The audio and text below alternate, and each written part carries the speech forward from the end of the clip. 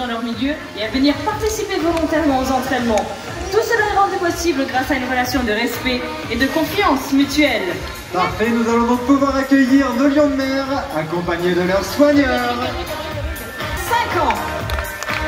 Et avec Malik, une femelle âgée de 13 ans, je vous demande d'accueillir comme il se doit Amy et Vénus. Sarah, tu évoques l'entraînement, mais est-ce que tu peux nous en dire un petit peu plus? Oui, nous utilisons une méthode dite positive, c'est-à-dire lorsque l'animal effectue correctement ce qu'on lui demande, il sera récompensé avec du poisson, des caresses et même des jeux. Sa ration quotidienne est partie tout au long de la journée et distribuée lors de différentes sessions d'entraînement dont les représentations comme celle à laquelle vous allez assister. Si l'animal n'est pas coopératif, ce n'est absolument pas grave. Nous reviendrons vers lui lorsqu'il sera un peu plus motivé. Les premiers comportements appris sont de rester en place à un endroit bien précis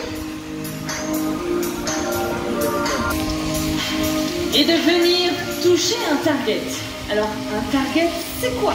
C'est tout simplement ce bambou avec un embout coloré. Il peut aussi être remplacé par le poing du soigneur. Nos séances d'apprentissage et nos représentations sont et doivent toujours être des moments ludiques pour nos otaries. Tout ce que vous allez pouvoir observer est rendu possible grâce à une cour.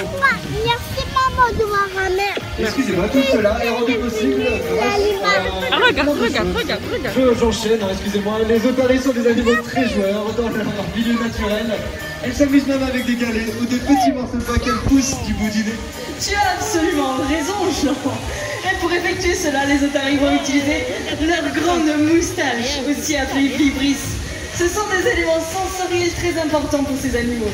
En effet, lorsqu'on tend une noix de coco à nos otaries, regardez bien, leur vibris se redresse directement vers celle-ci afin de capter toutes les informations sur sa position.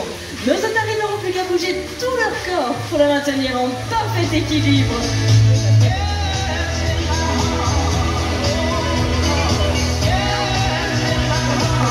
Regarde.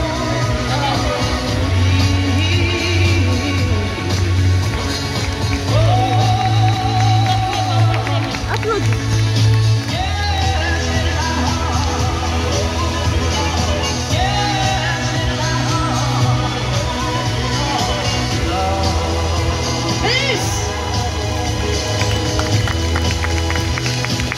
Vous allez voir que les otaries sont très à l'aise et très rapides dans l'eau. Elles peuvent rester 10 minutes en apnée et plonger jusqu'à 400 mètres de profondeur.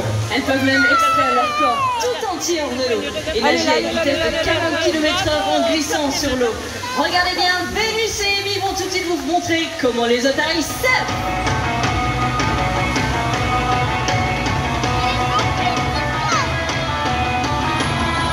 Nous pouvons les applaudir bien fort. Allez. Parlons à présent de l'entraînement médical. Vous l'avez certainement déjà observé dans l'un des nombreux reportages sur Bobal. Il se passe habituellement en coulisses. Mais Sarah, est-ce que tu peux nous en dire un peu plus?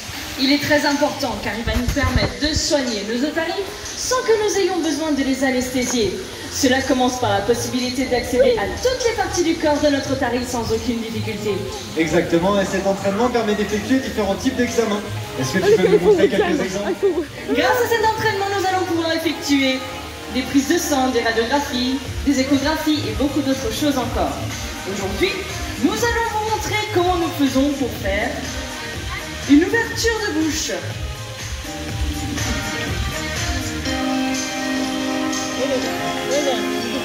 Ainsi, nous pourrons vérifier l'état de la langue.